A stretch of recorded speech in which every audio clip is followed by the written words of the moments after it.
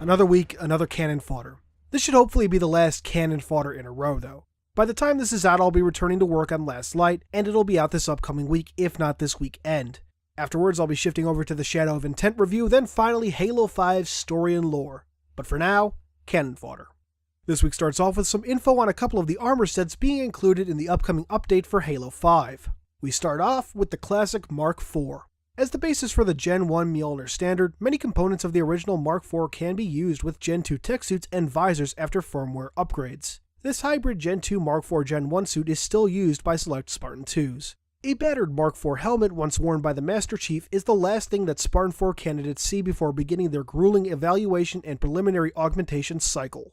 So, some interesting tidbits there. First, this idea that an old Mark IV helmet of the Master Chief's is used as a motivational icon for Spartan 4s in training. Just another way the UNSC builds up the legend. Second, the statement that this set is used by select Spartan 2s. Now, you'd be forgiven for thinking this is a reference to Red Team from Halo Wars, but alas, it is not. Look at the wording, hybrid Gen 2 Mark IV Gen 1 suits. Unless Red Team were finally found after the events of Halo 5, they would still be wearing the original Gen 1 Mark IV suits. So then, who? Doubtful that it's Blue Team, since most likely 343 doesn't want to change their appearance, and I doubt it's Naomi 010 as I can't imagine her downgrading from Mark 7 unless ordered to do so. Technically speaking though, there are a number of potentials. We have a number of unknown Spartan 2 washouts that could have been resuscitated and fielded, or perhaps ones that were once thought MIA. Great team! It's fun to speculate about, if nothing else. Conversely though, I do have to bitch about one thing. Why in the hell did 343 feel the need to stay true to the classic design here, but not in the goddamn Fall of Reach animated series? Seriously, if it was going to be in the game, why not stick to the proper Mark IV design in the Fall of Reach series? Why the unnecessary changes? God. Anyway, next up is the new Raijin suit. The Raijin next generation powered assault armor leverages the latest exoskeleton advances and Mjolnir BIOS extensions for a new breed of super soldier serving corporate and government interests. The neural interface controller in the Raijin helmet lacks the feedback filters and bandwidth caps required by UNSC military standard specifications in order to maximize short-term combat performance. So not much to talk about, it's all very generic for the most part. Although the helmet's description is interesting, noting that it lacks the standard filters and limiters of other helmet designs. It'd be interesting to see exactly how that manifests in combat. Moving forward, we have descriptions for 2 maps included with the update, both set on a familiar planet, Endesia. With these 2, we now have 5 maps set on this planet, and the new Warzone map would seem to finally reveal why. Starting us off is Overgrowth. Designed by Endesia-born Wargames designers and set on Promessa, the same location as Plaza, the map is meant to serve as a reminder of the fate of certain colonies that survived the Human Covenant War. While some recovered, others fell into disarray, often hit by civil conflicts, plagues, or rapid reversion of planetary ecologies. It would seem that terraforming in the Halo universe is not a once-and-done process, but an ongoing one, at least in some cases. On Overgrowth, Spartans are confronted by what could have been, and what they may encounter when conducting surveys on dead colonies, killed not by the Covenant, but by the complexities of interstellar support. Now, I mean, we've had hints of this stuff in past fiction, notably with what happened to Arcadia following the first invasion by the Covenant in 2531, but to see a colony die because it didn't have the logistical support it needed is pretty haunting. It makes me wonder too if those insurrectionist movements ever gave thought to stuff like this when making their vies for independence. Anyway, next up is the new Warzone simulation, the Battle for Noctis, Noctis being the capital of Endesia. Despite the grim picture painted by Overgrowth, as we've seen on other maps, Endesia survived the war intact and is currently very self-sufficient, wealthy, and highly populated. As such, it's seen as vital to the UEG.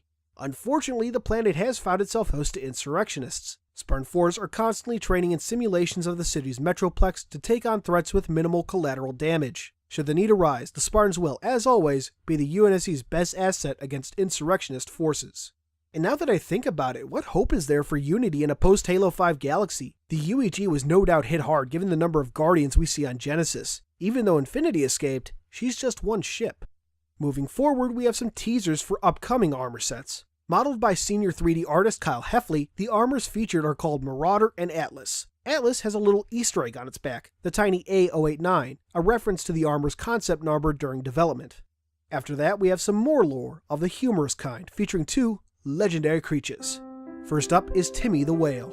There is perhaps no greater pillar of biological beauty and grace than Timmy the Whale. Revered by the Forerunners and ancient humanity alike, Timmy's gentle silhouette and soul-searching hue has provided a muse for many for eons. So important was Timmy's impact on galactic society that the Lifeworkers themselves made sure to archive the enigmatic life force of the gentle giant within the ancient forges, so that his mighty but silent song might once again be felt through a cartographer's craftsmanship far into the future. And next up is Olive the pig. Like Timmy, Olive has a history steeped in myth amongst a multitude of starfaring creatures. Legend has it that by looking into the eyes of the sympathetic swine long enough, one might live a life free of guilt and shame. Stories were passed down by soldiers who told of times when they hesitated to make a killing blow, saw a vision of Olive appear to finish the job herself, absolving the attacker of regret. The cry of the humble hog, yoink, yoink, became a simple term of accepting the death dealer's role. God. The issue then comes to a close with a notice for today's livestream, which will have long since ended by the time I get this up, and news that the Hunt the Truth Season 2 Supercut has been released. And with that, we come to the new universe entries. This week we have Wargames Combat Orbital Munera Platform, Human Colony Alluvion, and an update to the SMG article with info on Halo 5's M20 personal defense weapon. Starting off with Munera Platform, this is basically a standalone wargame simulator in space. Interestingly, such platforms actually have corporate sponsorships. Armor and weapons corporations, of course. Along with keeping Spartans on their toes, the simulators also allow corporations to test designs and analyze the raw data to enhance their products. Munera platforms are found throughout UNSC space, most prominently over Earth and Mars, and have found popularity throughout the UNSC military, fostering cross-branch competitions like the one that got Vale into the Spartan program. Next up is Alluvion, a planet featured a couple times in prior fiction. The third rock from Baacto, Alluvion was founded in 2412 as a border world, a way station between the inner and outer colonies. Though little terraforming was required, the tidal activity caused by its moon, Follow, forced populations towards continental interiors. The planet was discovered by the Covenant in 2541, but only attacked a year later by a fleet led by Thel Vadami. The invasion force was held at bay for weeks, but when a support fleet eventually showed up, the colony was all but finished. It was sometime during these battles that Gabriel Thorne's parents were killed. When the UNSC returned in 2554, they were surprised to find an opening in the sea created by Forerunner shield pylons, as we see in the Warzone map, Escape from Ark. After years of surveying, the UNSC discovered a repository containing an exotic fuel source that potentially could have replaced deuterium and contracted Lang Dortmund to test the new energy source. Establishing the Alluvion Research Center in 2556, the corporation tested numerous prototypes. However, mining efforts accidentally triggered the retreat of the shield pylons, burying the Ark between Alluvion's seas. Finally, we have the SMG, the new M20 specifically. Utilizing a high-velocity, armor-piercing round, the M20 is designed for combat against rebel forces and shielded alien foes. Featuring a top-mounted magazine, retractable stock, folding foregrip, and smart link technology, this new SMG is well-balanced, deadly, and can be fired one-handed if necessary. And that does it for this week. Quite the info dump, I must say, and the arrival of the Mark IV has me excited as hell. I know what I'll be using in wargames. Once I unlock it. Anyway, thanks for watching, and until next time, this has been Halo Canon.